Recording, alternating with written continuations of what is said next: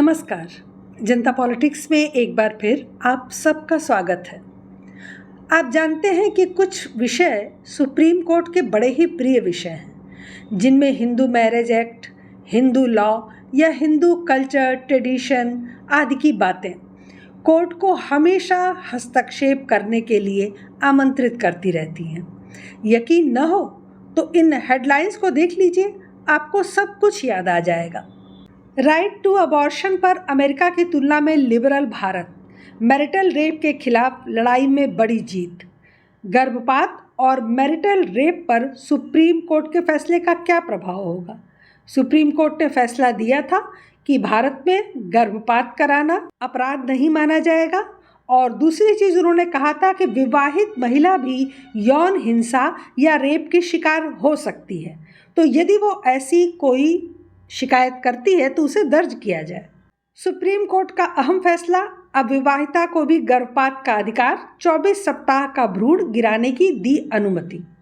अवैध संबंध तलाक का आधार बन सकता है, लेकिन ये अपराध नहीं है। अवैध संबंधों को अपराध नहीं माना जाएगा। तलाक भरण पोषण में सुप्रीम कोर्ट ने कहा कि अदालतें पति को पत्नी को साथ रखने के लिए बाध्य नहीं कर सकती। सुप्रीम कोर्ट ने कहा कि विवाह से बाहर शारीरिक संबंध बनाना अब अपराध नहीं, और इस फैसले का स्वागत किया गया।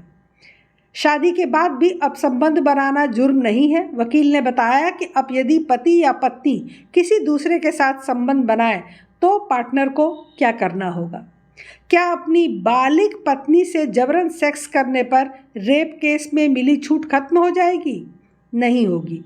शादी में मुश्किल होगी यह जानकर भी सहमत से शारीरिक संबंध बनाना रेप नहीं है। शादीशुदा जिंदगी में लंबे वक्त तक सेक्स से इनकार करने को सुप्रीम कोर्ट ने क्रूरता बताया। अब सुप्रीम कोर्ट ये तय करेगा कि आपको सेक्स करना है या नहीं। नाबालिगों की शादी जायज़ है। हाईकोर्ट ने कहा, दिल्ली हाईकोर्ट ने, कि नाबालिगों की शादी भी मान्य है, और यह तभी खारिज हो सकती है जब शादीशुदा जोड़े में से कोई एक इसके लिए याचिका दायर करे।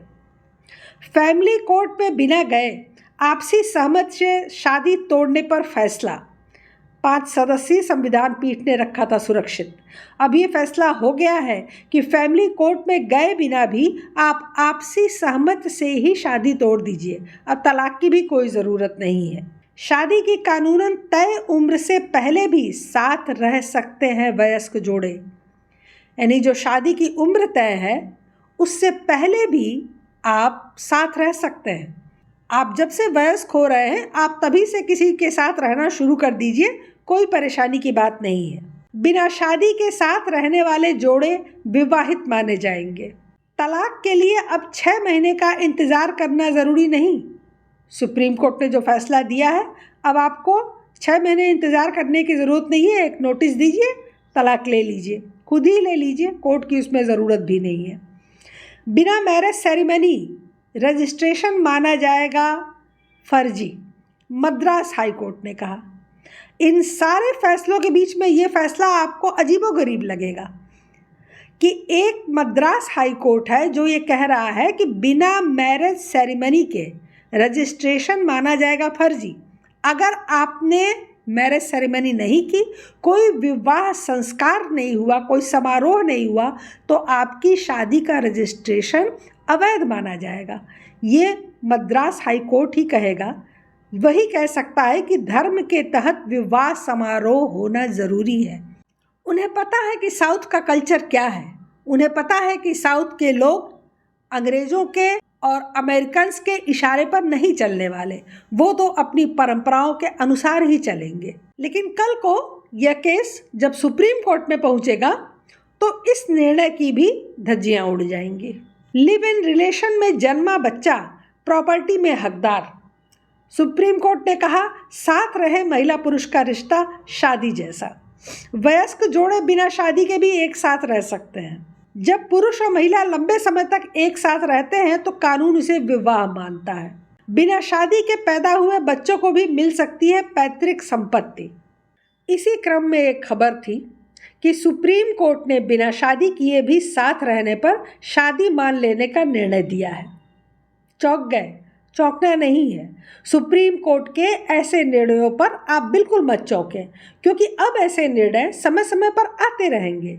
याद रखिएगा कि वो शरिया कानून या ईसाइयों के शादी ब्याह पर कोई हस्तक्षेप नहीं कर सकते, लेकिन हमारे धर्म में कोई फेरबदल करने के लिए वो स्वतंत्र है।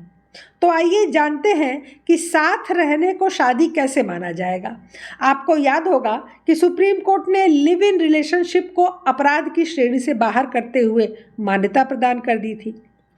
तो पहले साथ रहने की मान्यता दे दी, अब साथ रहने को शादी मानने कर दिया। 3 दिन पहले सुप्रीम कोर्ट ने एक महत्वपूर्ण फैसले में कहा कि जब एक पुरुष और एक महिला लंबे समय तक लगातार एक साथ रहते हों और उनमें संबंध हो तो वहाँ विवाह माना जा सकता है। जस्टिस हिमा कोहिल और जस्टिस राजेश बिंदल की पीठ ने कहा कि जब एक पुरुष और एक महिला लंबे समय तक लगातार एक साथ रहते हैं तो कानून का अनुमान विवाह के पक्ष में होता है। इसमें कोई संदेह नहीं है। उक्त अनुमान खंडन योग्य है और इसका खंडन निर्विवाद सबूतों के आधार पर किया जा सकता है। और ये केस आया कहाँ से? ये केस आया स्वर्गीय सूबेदार भावे, जो 1960 में सेना में भर्ती हुए थे। अनुसुईया के साथ उन्होंने अपने विवाह के निर्वाह के दौरान एक अन्य महिला शीरामाबाई से भी शादी कर ली थी। विवाह के 3 साल बाद सूबेदार भावे को सेवा मुक्त कर दिया गया था और सेवा की पेंशन दी गई।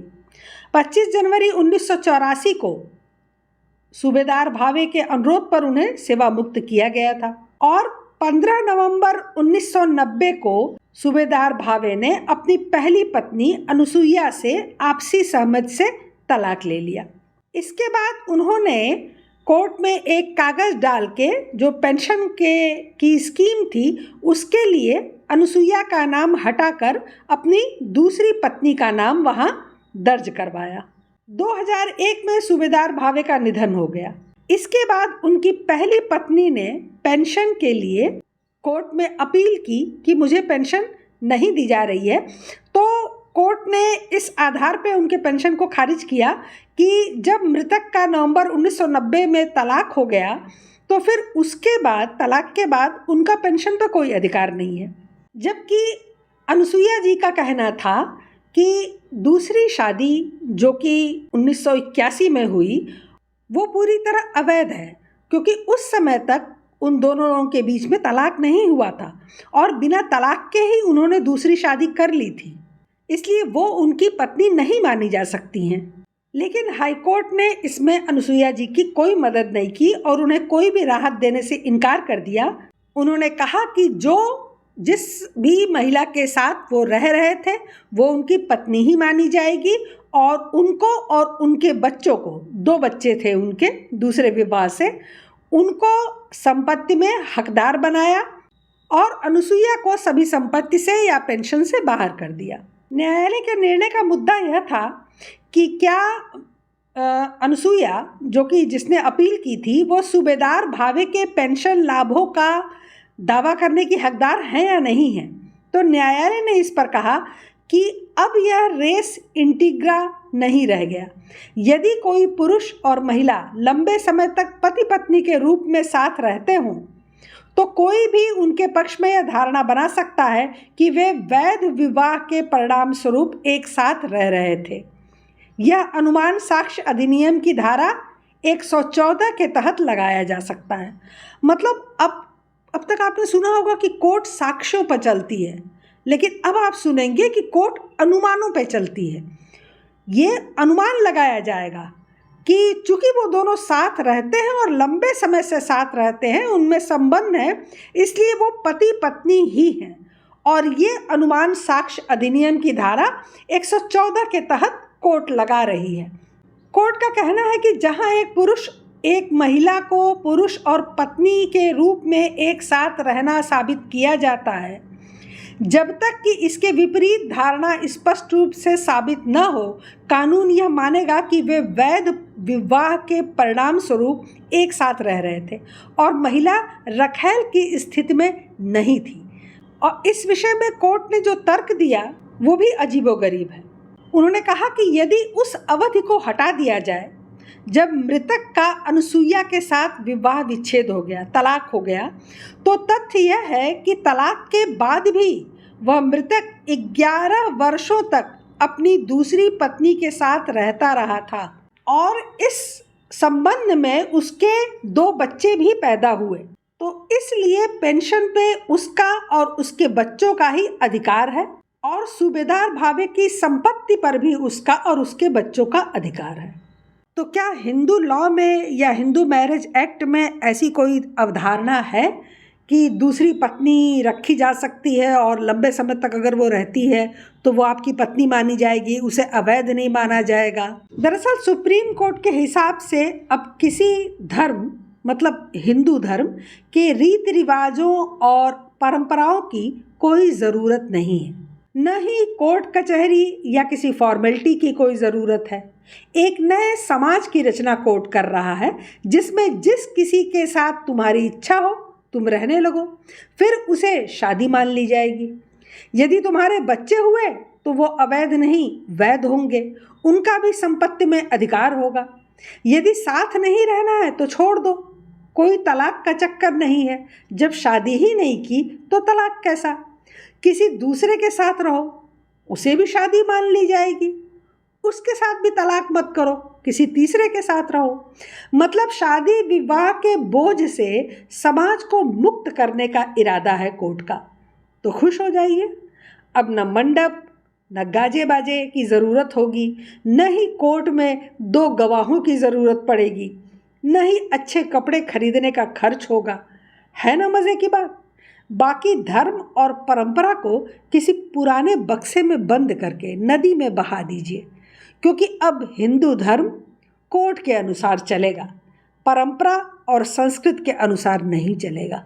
फिलहाल आज के लिए बस इतना ही। यदि आपको वीडियो अच्छा लगा हो तो हमें कमेंट ज़रूर करें, हमारे चैनल को सब्सक्राइब करें, लाइक करें और शेयर करें। धन्यवाद। नमस्कार।